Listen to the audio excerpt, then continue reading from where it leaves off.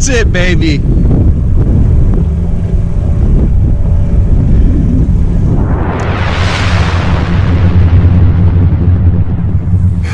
Hey anglers, thanks for tuning in today. My name's Steve Cooper. You're watching In Deep on the Delta. And if you've been coming out to the Delta and working so hard, and at the end of the day thinking, you know what? I'm just not feeling loved out here. I'm sick and tired of hearing people talk about how great this fishery is, and I come out here and I am just not having as much success as I should have on one of the best bass fisheries in the United States. I'm a good person. I know how to fish. I've got 10 rods and thousands of baits, and I'm just not catching enough fish. I want to catch more fish on the Delta. What am I doing wrong? What can I do to catch more fish on the Delta? If you've asked yourself those questions, you've tuned into the right video, because today I'm going to be sharing with you 3 simple strategies, 3 simple baits, and I can guarantee you, this is a guarantee, if you run these strategies and you keep these 3 baits on your deck, you're going to increase your success rate. And we're going to talk about that right now. I'd like to start off by saying that the strategies and the baits that I'm going to be talking about today will work year-round, but they're most effective when the water is above 55 degrees. I'll start with the strategies, then we'll talk about the baits, and when I'm talking about the baits, I'll let you know how to pair the baits up with the strategies. Here's strategy number 1. Fish the change of light, either in the morning or in the evening. Don't worry about putting in 18 hours a day here on the Delta. You've probably already done that, and if you're frustrated, that means you've been working hard and whatever it is you're doing, it's not working for you. You want to be here at the change of light, either early morning or staying till, dark. The change of light on the Delta is going to be the biggest compressed bite window that you're going to find. In the morning, you're going to find that it's a little shorter bite period. In the evening, you're going to see that the bite period is generally a little longer. Now, when I talk about the change of light, if it's sun up at 6 o'clock, you don't want to be at the ramp at 6 o'clock. You want to be at the ramp at 5 o'clock in the dark with your boat ready to go, and at safe light, you want to get out to your spot as early as you can, because sometimes that bite window may only be 15 or 20 minutes. That can change your day though. 15 or 20 minutes on the Delta with a good compressed bite period. It's not only going to put a lot of fish in your boat, but it's going to give you the confidence for the rest of the day to go out and really keep your focus on what you're doing. And just having the confidence is going to help you catch a few more fish during the day. That's the morning fishery. The evening fishery, you don't want to leave until it's dark. Once it gets dark out here, the bite stops. Don't think you're going to come out and fish after dark, and as soon as it gets dark, the fishing's going to increase. You're going to see a gradual increase about 7:30 or 8 o'clock. You'll start catching some small fish in the evening. Then the bite a lot of times will kind of crescendo, and when they're really on, you'll start getting bigger fish. Then you're going to notice, oh, I've been catching 3, 4, 5 pound fish. Uh-oh, I got a 14-incher, I got a 12-incher. As soon as that bite kind of crescendos, the smaller fish will pick up again, and then they will die right about dark. First suggestion, fish early, fish late.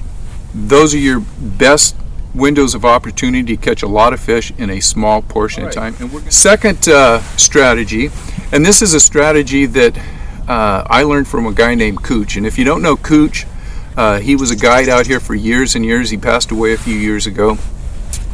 Not only a great fisherman out here, but one of the nicest guys you'd ever meet, and a real gentleman, a guy that was an outstanding ambassador for bass fishing and for the Delta. So this is information that I got from Cooch, and now I'm going to be passing it on to you. And I came onto this information years ago when I was having a really tough day, and I come around a point or whatever it was, and there's another boat there, and it was Cooch. And how's it going? Tell you what, it's not going very good. He saw the frustration in my face, I'm sure. He said, "Hey, let me give you some information here." I said, "Absolutely." This is coming from Cooch. He said, "You need to start running island points." And this was during the summer months. I said, "Island points, okay." He goes, "And I'm not talking about 2 or 3 island points." I said, okay. I'm talking about 30, 40, 50 island points. We were in Middle River at the time, so he's kind of pointing to all these islands. He says, every one of these islands has 2 points on it. And he goes, you need to get up to that point, and you got to run that point, and that point, and that point, and that point, and I want you to go all the way down to Tracy if you have to, but you're going to run every island point that you can find. I want you to throw 6 to 10 casts on each point, and then I want you to move on to the next point. I'm thinking, wow, okay, that sounds good. And I started doing that, and guess what? Cooch was right. There was a reason why he was a respected angler out here. He also told me that, you know, a lot of guys will run points and they'll run 3 or 4 of them and they won't get anything. All of these points have fish on them, but all the fish don't bite all the time. But if you continue running them, you're going to find that because there's such a concentration of fish on these points, you're going to have a better chance to actually pick up fish through the day. Here's one thing that I will add to what I learned from Cooch. Every one of these islands, Thule Islands, that have points on them, they're not all the same. Generally, depending on how the island is out here, there's going to be one point on the island that has a little more current, or it may have a flat on one side, or the current may cut into the island where on one side there's a flat and one side there's a ledge. On the other point, it may be the exact opposite.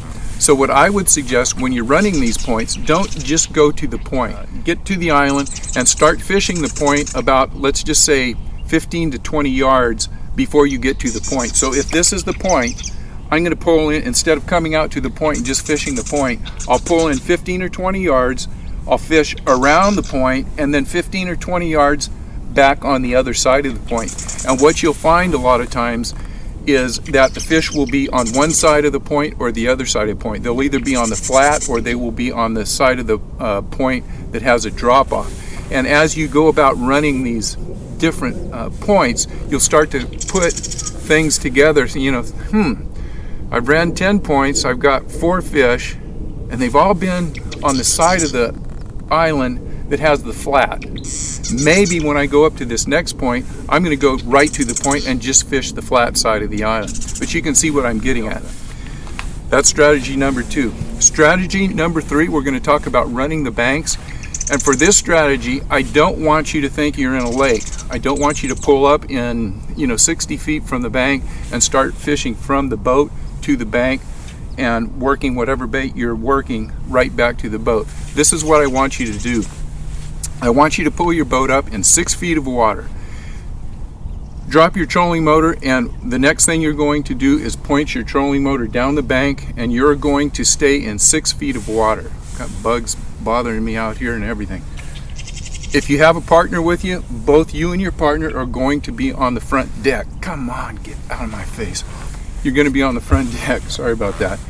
6 feet of water, you're running parallel to the bank, and you are fishing parallel to the bank and casting from 4 feet of water to 8 feet of water. That 4 to 8 foot depth during the spring and summer months are where you're going to find the biggest concentration of fish. There will be some fish pulled into the bank. There will be some fish on the outside vegetation. But most of the fish, or a good number of those fish, will always be in that 4 to 8 feet of water.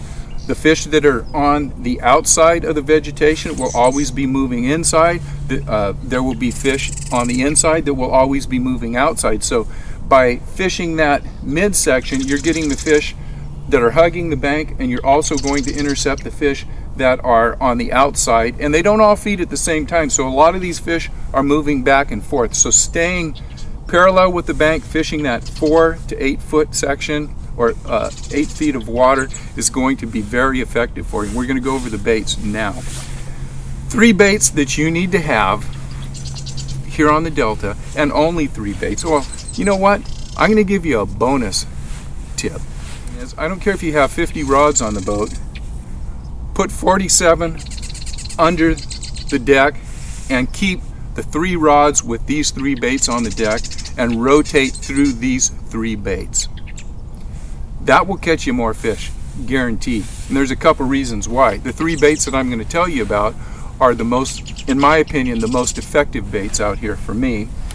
That's the first thing. The second thing would be by keeping the most effective baits on your deck and in your rotation, you're not fooling around doing a lot of testing of other baits and other techniques and different colors and things, blah blah blah. You're keeping the prime baits on throughout the entire day, and that will catch you more fish.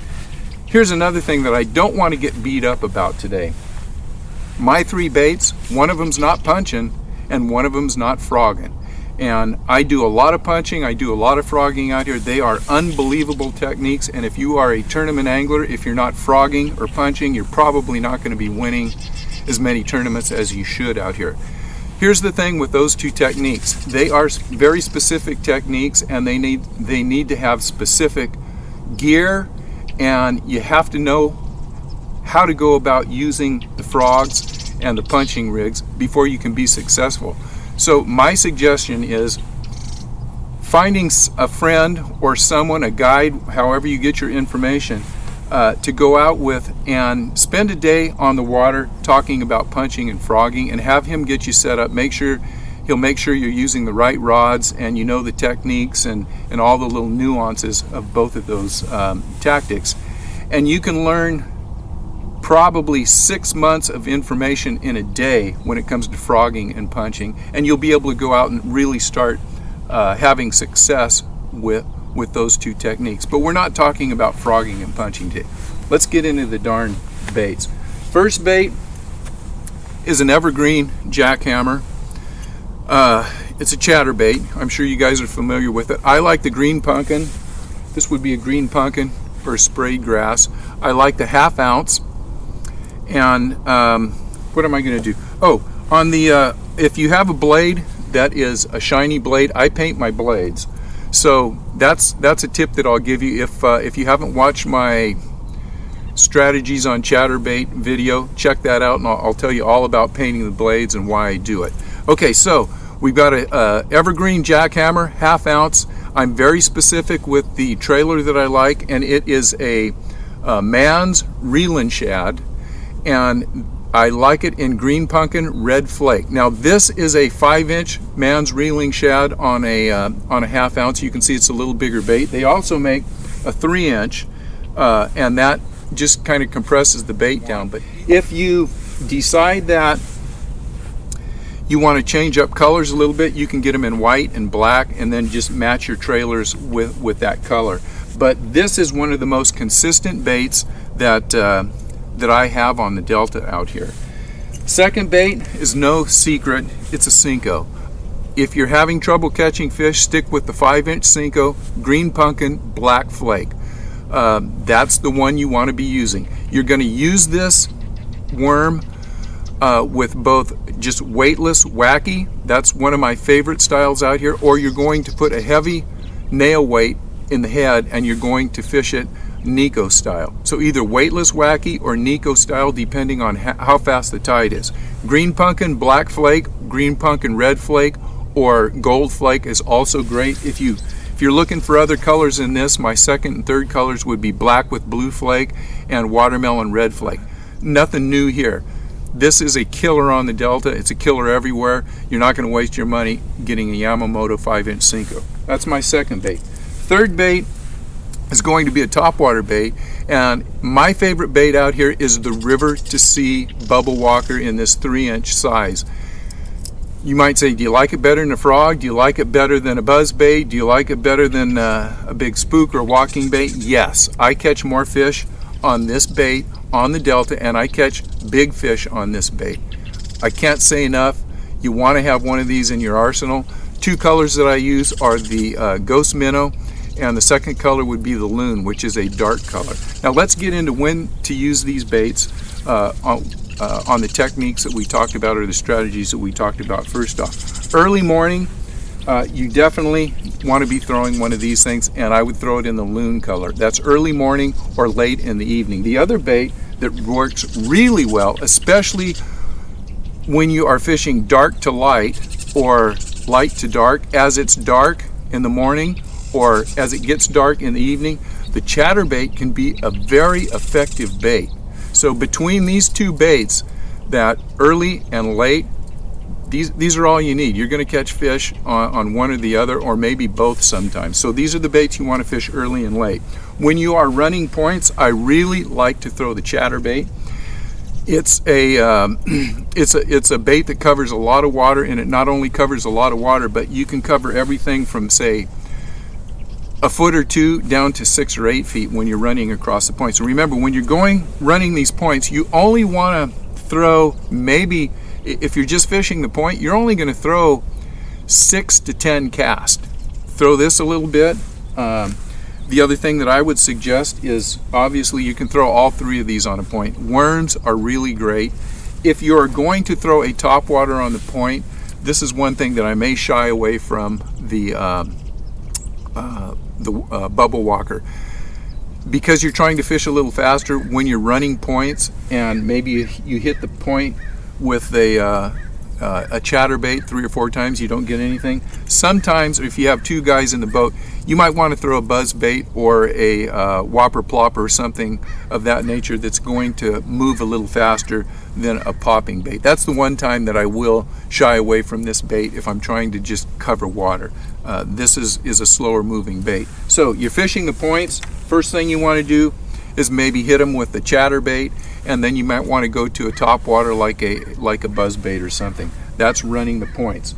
Last but not least, we're going to talk about running the banks, and one of my favorite baits is, again, the chatterbait. My secondary bait on that would be a Nico style worm if you're fishing in more than about 4 feet of water, or if you're fishing less than 4 feet of water, you're going to fish this 5-inch worm with just a weightless wacky. Now, if you're running the banks and you've got 2 guys in the boat, remember, you're in 6 feet of water, you're running up and down the bank, I suggest throwing the chatterbait for the guy that's on the outside, so he's going to be hitting the outside edge of the weed growth and the drop off on the outside edge. The guy that is going to be on the inside edge can throw a 6-inch or a 5-inch Cinco, and he will be fishing in the trough from the weed growth to the bank. That way you're covering both, you're covering a lot more water that way. And you definitely want to be working as a team, kind of stair-stepping down the bank so you're not stepping on each other's water. The other thing that you can do is, this is a very effective bait when it comes to fishing parallel with the bank, throwing it up 40 or 50 feet, making a good cast right along the bank, especially if you're fishing rock banks. This bubble walker is really effective. Midday, it'll work all day in the summer, and just pull it through the trough, and you'll be surprised what you're going to get with that bait. All right, guys, those are the 3 strategies and 3 baits that I would suggest here on the Delta. Now, if you put those into play, I know you're going to catch more fish out here. You're going to start to see why people consider the Delta one of the best bass fisheries in the United States. So what I want you to do, go out, give it a try. Hit me up on my website. Let me know how you're doing. If you're still having problems and you got some questions, fire them over, and I'll see if I can clear anything up that we can get cleared up to get you dialed in a little more on some of these techniques. But I know they're going to work for you. So with that, thank you for watching. If you haven't subscribed, hit me up and subscribe. Let a friend know about the channel. And hopefully, if you're out here, I'll see you on the water. If you see me, make sure you stop and say, "Hey, Steve, what the hell's going on? I haven't caught a fish out here in 3 days with these stupid techniques," and maybe we'll go over another technique, or we'll do something to get you catching fish here on the Delta. So thank you guys for watching. Until next time, good luck, and we'll see you on the water.